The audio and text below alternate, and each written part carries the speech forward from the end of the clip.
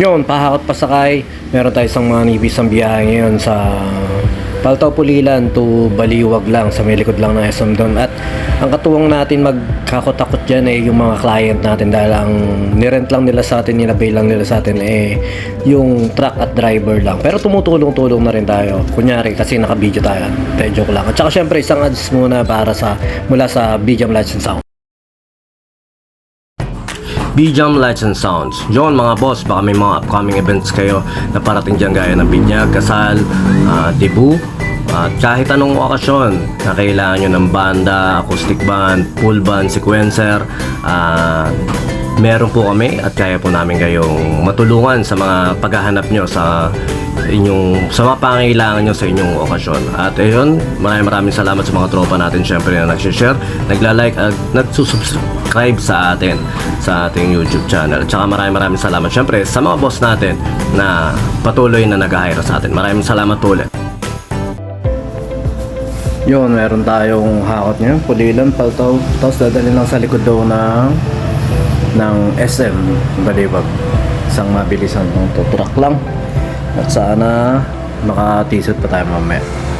Yun, solo flight nga tayo. Solo flight tayo mag-isa. Siyempre wala tayong kasama. At dyan papunta tayo sa Paltao. Medyo makulimlim nga kung kailan ka ako maghahakot. At saka bumuhos ang ulan. At bubuhos pa lang ang ulan yan nung pagkatapos na buti nakapagkarga na kami ng gamit.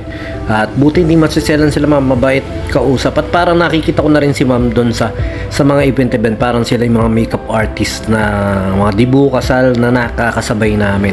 At tayo nga, na-confirm ko siya nung nakakwento ko yung isang kasama nila na dati nga daw ganun. Kaso ngayon mayaman na daw si ma'am kaya hindi na raw nagaganyan. At yan, isang mabilisan na nga din yun kasi nga hindi ko na na-videoan yung masyadong pagpapanik nila ng gamit kasi nga medyo nagmamadali kami dahil iskinita. May mga dumadaan na syempre dadaan papunta rin sa kung saan man sila pupunta. At yan, nakabiyahe na kami, nandiyan na kami sa MacArthur ba tawag dyan, basta dyan sa may papunta na tayong Baliwag yan. At yan, may makinabang na tayo dyan, isang mabilisan lang din yan. At saka yan na nga, bumuhos na ang ulan, wala pa rin, di ko pa rin napapagawa yung wiper natin kaya ganyan pa rin ang ating salamin, kaya medyo tsaga-tsaga, tigis-tigis muna, sanayan lang yan. Pero syempre susunod na natin yan. At ito na tayo sa papunta sa Pagala. Yun, natandaan ko na yung lugar, Pagala Baliwag. At yung Pagala Baliwag na yan, syempre shoutout sa classmate natin si Dante Cruz yan, sa pinakamaganda kong classmate nung high school.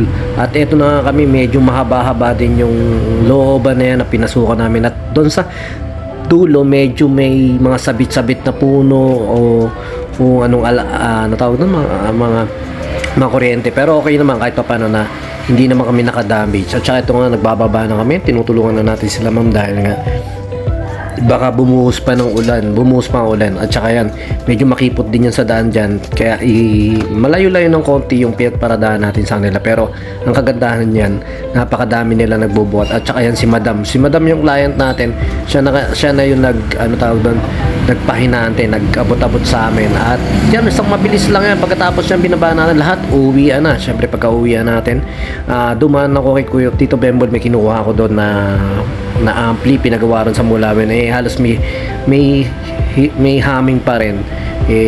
Try ko ibalik ulit. At eto, nandito tayo sa tuloy. Bumili akong puto bumbong kanina. At yung puto bumbong solid din. Pero syempre iba pa rin ang puto bumbong. Hindi pala puto bumbong yun, ang bibingka ng mga taga Baliwag. Puntahan nyo yun sa park ng Baliwag, napaka-solid ang bibingka ron. Yung kain tayong bibingka. Uwi lang natin. Nakakuha tayo na isang biyaheng manipisan lang. Yun lang, maraming salamat sa mga nagpapahakot dyan. Thank you po. Panalo rin yung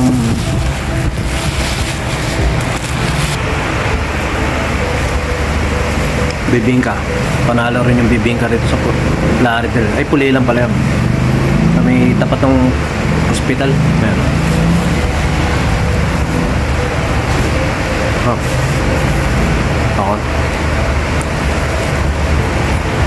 Yun, isang maikling kwentuhan mula sa pahakot pasakay. Syempre maraming salamat sa lahat na nagiging client natin, sa lahat na naging inquire, sa lahat ng mga negative comments sa Facebook. Salamat.